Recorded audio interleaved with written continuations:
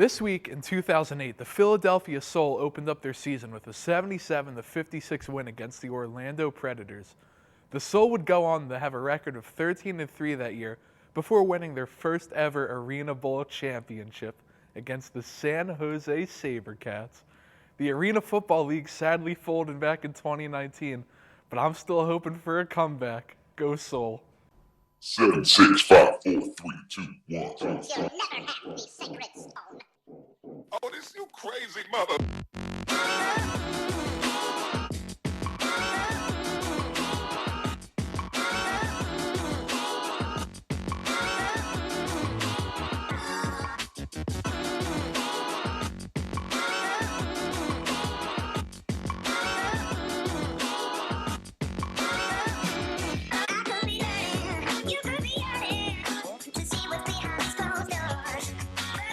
Wow, thank you so much, Sam Long, for an amazing This Week in History segment. And thank you for you guys for turning in to another edition of Sports Talk Philadelphia here on LaSalle TV. I'm your host, Josh Abrams. Today we're going to be talking about the Flyers as they continue to stay hot and make a push towards the division win. And then we're going to talk about the Sixers as they continue to slug their way through the second half of this long NBA season. But first, let's get into Flyers talk. Here with me today to talk Flyers is Siobhan Nolan and a legacy, Sam Brown, my former on-desk host. His little brother Tom Brown is here to join us today. Tom, thank you so much for joining us. Welcome. The Flyers are doing so well right now. They come off of a 5-2 win over the Capitals, and before that, they beat the Rangers twice in a row on a home-to-home. It is safe to say that this team is trending upwards. There's only so much hockey left to be played, but you guys have to feel good about this Flyers team, man. I mean, we're on a 7-game winning streak, which is by far the longest in the Metro. I think the second longest is the Penguins, who are on a 1-game winning streak. Everyone else is on a losing streak. So the Flyers being 1 point behind the Caps, and we're above the Penguins. We have the Canes up next. I think we're in a really good position to overtake the Caps as first in the Metro. What about you, Tom? How are you feeling? I agree that the Flyers are playing really good hockey right now. I appreciate the invite being here, of course. But this new Flyers coach this season really does have an impact. And you can see on the team that the Flyers are playing a lot better hockey down the stretch. They're being really athletic right now. I can tell Alexander Ovechkin on the Capitals is afraid to play the Flyers right now. Yep. That was evident in his hockey last night. Mm-hmm. The Flyers are just going to beat you physically because that's their mentality, whether it's checking people or it's crossing them up with the puck. They're going to find a way to score goals on your hockey team right now. Yeah, I'm glad you alluded to the physicality factor of this Flyers team, because last night there were at least 2 old-fashioned hockey fights where the refs actually let the players drop the gloves and they just let them go at each other for a minute or two. I just think the overall, like you said, Tom, the physicality and the polishedness that the Flyers have shown on offense this year, that has to be very scary. One of the guys that's actually made a pretty big impact on this team so far that I didn't really expect to do so offensively is Derek Grant. Now, him and Nate Thompson came over before the trade deadline ended. It was really just to pad up what I thought was the second, third, maybe fourth line guys. But what do you guys think about those 2 moves, specifically Grant, who's kind of shocking us all on offense? He's had such a strong start. He got, I think, 2 assists last night. He got his first assist and first goal earlier, right after he signed for us. So he's kind of a dark horse figure. He's coming right out of the gate. He's really starting strong. And I think that even though he was brought in as more of a reinforcement, he could be a real star for our offense. And I think just having yet another option in addition to Konechny and Hayes and Couturier and everybody, I think it's just great that we have another player that can, get points for our offense. Yeah, I think the overall production from the Flyers' lower set of lines is just showing how much this impact is having on the team with regards to the confidence the players are getting, and that translating into better on-ice performance from their performance last season compared to this season. They're playing much better hockey down the stretch. I don't think they're playing their best hockey just yet, just because it's not the playoffs yet. I wish that they keep this mentality all throughout the championship season, and I think they will. just with regards to the fact that this coach is having a real impact on this hockey team. Yeah, and it's pretty much a given that once you made that coaching change and you bring in Alain Vigneault, that things would spiral upward. It would be an upward trend for the Flyers. And I'm surprised so you think that they're not playing at their best right now? I think they have the potential to play a lot better championship level hockey during the playoffs. Okay. And the beauty part is that about a month ago we were saying, are they going to make the playoffs? Can they sneak in? And then, you go on this 7-game winning streak. You only lose 2 games in the last 3-4 weeks. It does a lot for you. Now, unfortunately, with all of this glory has to come some sort of injury bug. It's Philadelphia. Really, it's sports. Yeah. Because injuries happen in sports. The Flyers lost a major contributor to their offense this season. JVR went down. He blocked a shot from a Capitals defenseman, and it hit him right in the hand. And if you saw him get hit, I think his hand was like squeezing the stick. It was wrapped around the stick. So when you get hit in the hand that hard, it's pretty devastating. It's a pretty devastating injury, enough to keep him out for the rest of the regular season. Do you think that's going to have any sort of effect on the team's play? I don't think it's going to have a huge effect. We are going to lose depth by losing Van Riemsdyk, but I think that our offense is going to be okay, and we have such a good chance at getting into the Cup. Right now, the Flyers have the best chance to win the Stanley Cup among all NHL teams at 12.4%. So even though we're losing a little bit of that depth, I don't think it's going to be a huge detriment to our run for the playoffs and ultimately the Cup. I totally agree. I think that we have a players coach right now, just like Doug Peterson on the Eagles, and when you have this type of coach, injuries don't really matter, and players are willing to play for their teammates.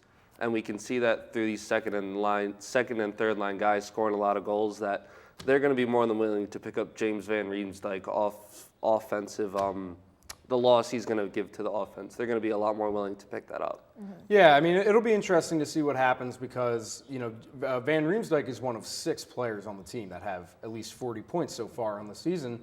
And it doesn't seem like a lot, but when you have that many guys scoring for you and contributing on offense, sometimes you don't notice that. You don't notice when someone like that who's on a long list goes down. But let's take a look at the Metro standings because like I said, this entire semester, really, it's been slowly but surely getting better for the Flyers. I hate to look too far ahead, but I think it's fair that we can. I think the only team in our division that I wouldn't want to play in the playoffs, no matter what round it is the New York Islanders. Yeah. What do you guys think in terms of just future playoff matchups? I think the Islanders are going to be a team that we don't want to face, but we have a big advantage over the rest of Metro teams because we have genuine talent. We have so many guys that are genuinely good at hockey. We have veterans that are experienced and they know what they're doing, but they're not super old. They're not at the very twilight of their careers. And of course, we have those promising young players that we've been talking about that have been really stepping up this season. I hope that they bring Joel Farabee back from Lehigh. But I think all of that put together is really going to help us in that playoff run. And I think that that's really going to help us with having an advantage over every team in the Metro and potentially any team that we face in the playoffs. I agree. The Flyers have drafted well the past couple of years, and that has given them a lot of depth on their roster. With regards to any teams in the playoffs that might be challenging, I don't think there's any team that would give the Flyers enough of a hurdle that they wouldn't overcome. But I do think the New York Islanders and the Pittsburgh Penguins would be very formidable opponents in a late round playoff series. Yeah, and again, the playoff matchups are so they're just so you can't really talk about that right now, only because of how far away the playoffs are. You still got regular season games to play. Seeding's going to be changing around every single day. But before we go to break, let's talk about the goaltending real quick. That's the one thing we haven't touched on so far.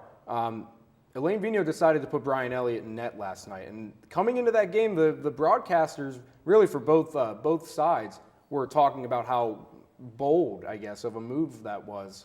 Do you think Vigneault's going to continue to hold the trend where he starts Carter Hart at home because his home record is so good, and then starts Brian Elliott on the road? I definitely think I was nervous when they announced that they were starting Elliott in goal. You know, Brian Elliott, he is a solid goalie. He's definitely better than Carter Hart is on the road. I think once we get closer and closer to the playoffs, Hart's going to start more, and Elliott's going to be more of a backup or a guy you put in just to conserve Hart's energy. But again, we have two really solid goalkeeping choices, so Carter Hart's definitely going to be the home goalie. Brian Elliott, is probably going to be the pick for the away games. But we have two solid options that can work either way, so we're really good in goaltending, I think. I agree. Alain Vigneault, I think he put Brian Elliott in goal to prove to the Flyers that they can win no matter who's behind the crease. They have the talent to win on the ice, regardless of who's in goal.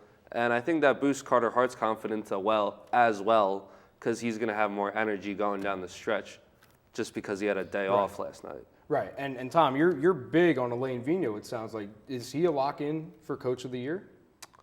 Or at least in your opinion, like, do you think he should win it?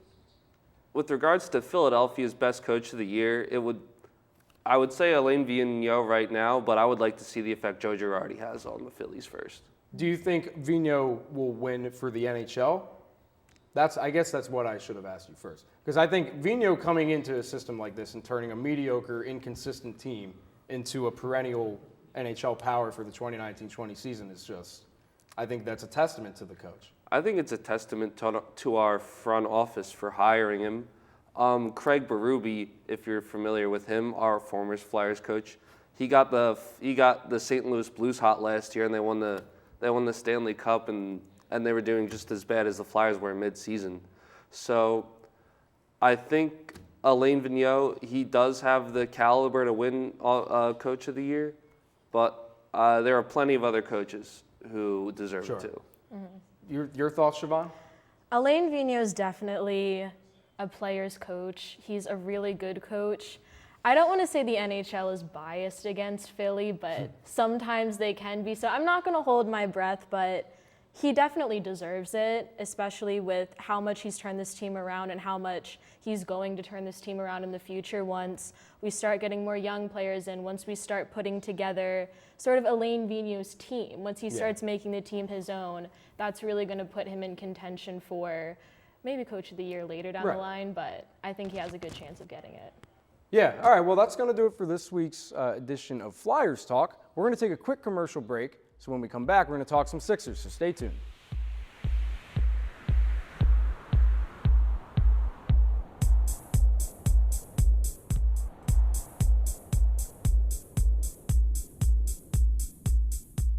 Welcome back to Sports Talk Philly. We're here to talk Sixers, and with me to do that is Gia Lancey and Jim Wister. Thank you so much, guys. The Sixers, they're just reeling right now, and it doesn't have to do with the wins or the losses. It's just that they're playing without their two best players.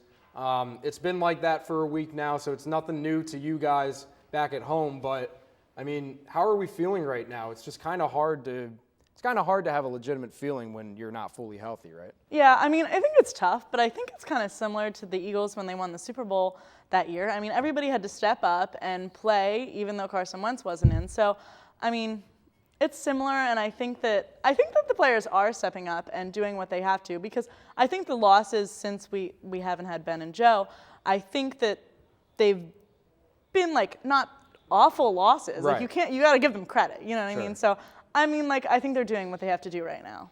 Yeah, kind of building off of what Gia said, like the fact that we're playing without two of our best players and that we're playing as well as we are kind of is like a good thing. I feel like this could be like these two injuries could sort of be like a low-key blessing in disguise for the Sixers, because it could allow some of these young players to finally get real minutes and see who could step up and be a significant role player for us in the playoffs. Well, speaking of one of those young players, we know as Sixers fans who Shake Milton is. He's been in the organization for multiple years now, but this was really his first opportunity to step up as a legitimate backup point guard. And with Ben Simmons being out the last couple of weeks, he has done exactly that. Shake the other night against the Clippers had his coming out party at the time when when Shake was dropping all those threes, he eventually held an NBA record for most consecutive made threes.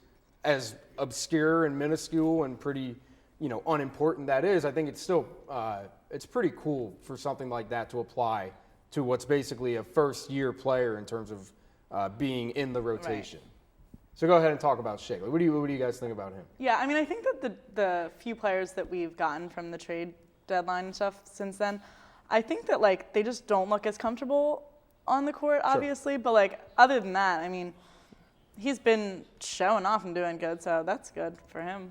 Yeah, I mean, I kind of knew Shake was a bucket. I seen him play in college and in the G League. He's played well, but I didn't know he had an almost 40-point game. And I'm that was surprising to see. He was not missing anything out there, and he almost carried us to a win against one of the better teams in the league. So it was definitely an encouraging sign to see, and hopefully keep that up and continue to do things like that off the bench for us.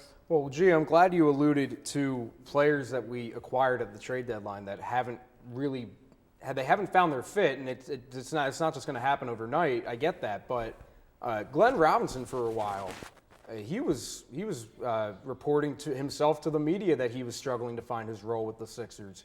And again, it's understandable when you're coming from all the way on the other side of the country, never played for the Sixers before. I don't know if his dad ever played for the Sixers in his career, but the point being is that Glenn Robinson finally had a good game. It's a nice solid game. It's going to happen when Ben and Joel are out. Do you think his comments earlier in the month or just after the trade deadline, was there any concern to you about his concern? Yeah, it kind of honestly bothered me. Coming in, he should have kind of known what role we were expecting him to play. He's never been a star. He was only getting significant minutes in Golden State because they were just so bad this year. He's never been a consistent starter. He's been a bench player, and I hope he can learn to accept that and just make the best of his role, because that's what he will be for us. Yeah, I mean, I don't think you have to necessarily say that it's a super bad thing. I think that people have to come into the team that they're coming into and find where they're fitting in. I mean, I don't know if Brett Brown made it extremely clear. I don't really know, but I think that players that have been on our team for a few years now still don't even know what role they have to play, and they still don't have balance for this whole team. So I mean, I don't think that you could totally blame him. Yeah, and I mean, it's just tough. It's a sports team. There's so many different personalities they may be going at it. They may not be. I don't think it's as big of a deal as at least the media and some of the fan base is making it out to be. But the fact that he did have that game the other day was very promising. What's not promising right now is that in addition to Ben and Joel being out, in the Clipper game, Josh Richardson suffered a concussion. And, he may not be out as long as Ben is with the nerve impingement or Joel is with his shoulder, but it's a concussion. I mean, we see it all the time in football. Is this concerning to you guys for Josh Richardson? I mean, I think at where we are now, anybody that we lose that's in the starting lineup is concerning to me.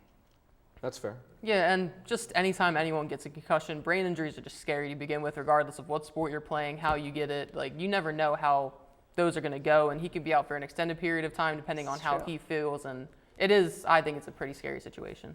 Yeah, and especially with the season winding down, so the Sixers are still continuing their California road trip, and then eventually they're going to come back home, but how much longer can we survive dealing with all of these injuries? I mean, look at the upcoming schedule. The teams that we have, they're not necessarily great, but it's also the Sixers. So it's you get the Pistons at home on Saturday.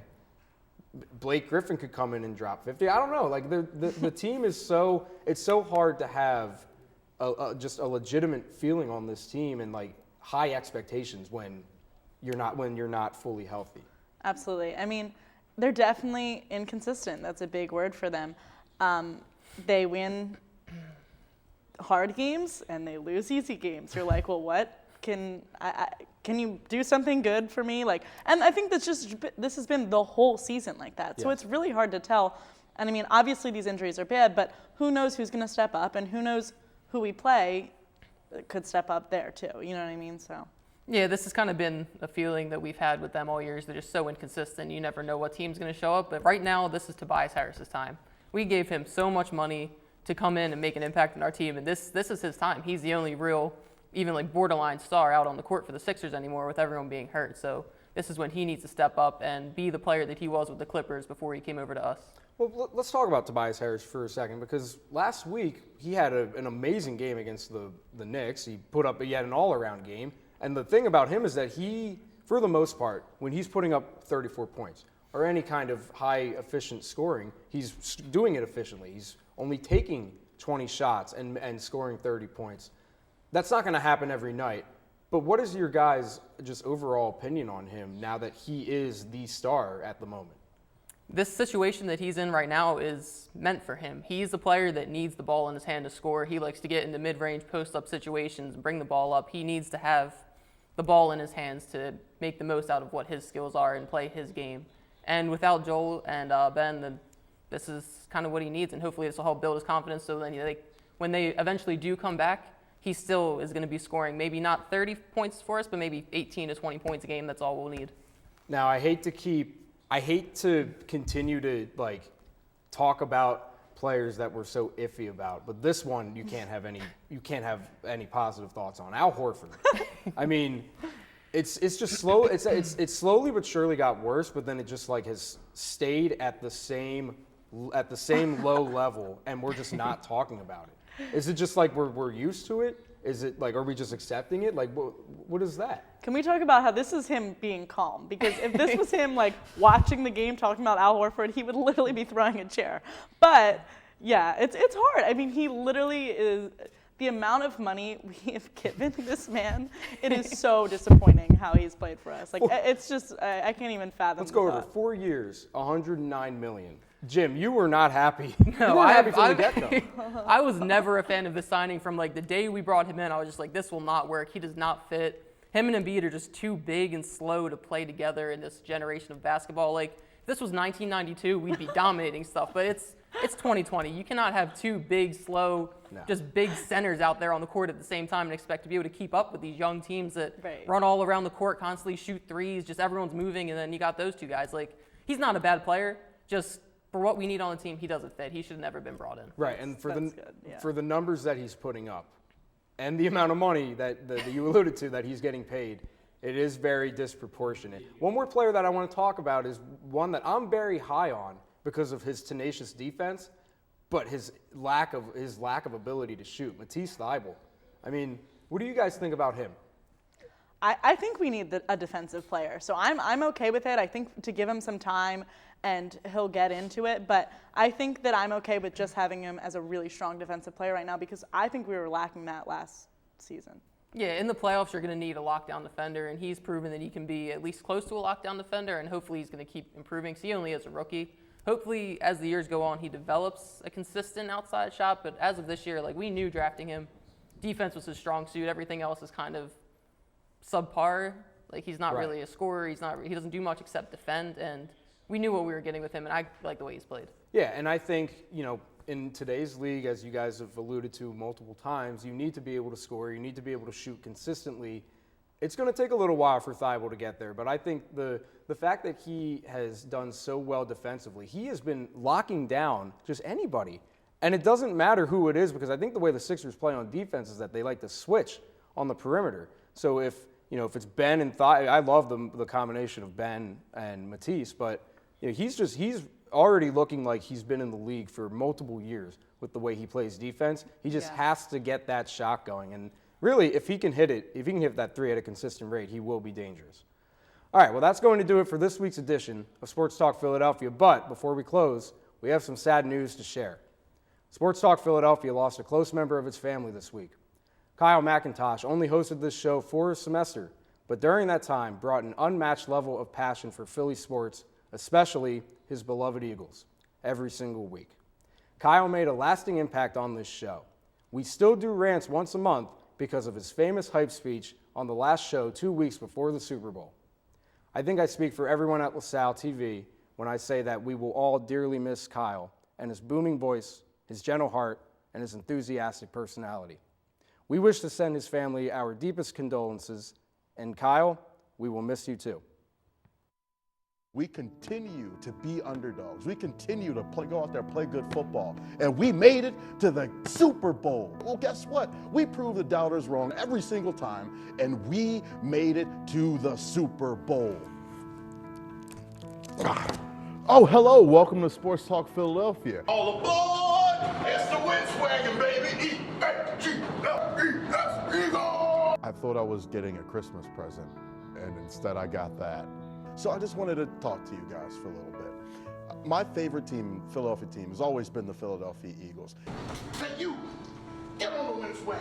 And we've gotten nothing but disrespect from every single, person, media source, outlet, talking all the trash about the Philadelphia Eagles. Hello, welcome back to Sports Talk Philadelphia, your favorite show on TV. Well, I hope the real Winswagon goes better than that.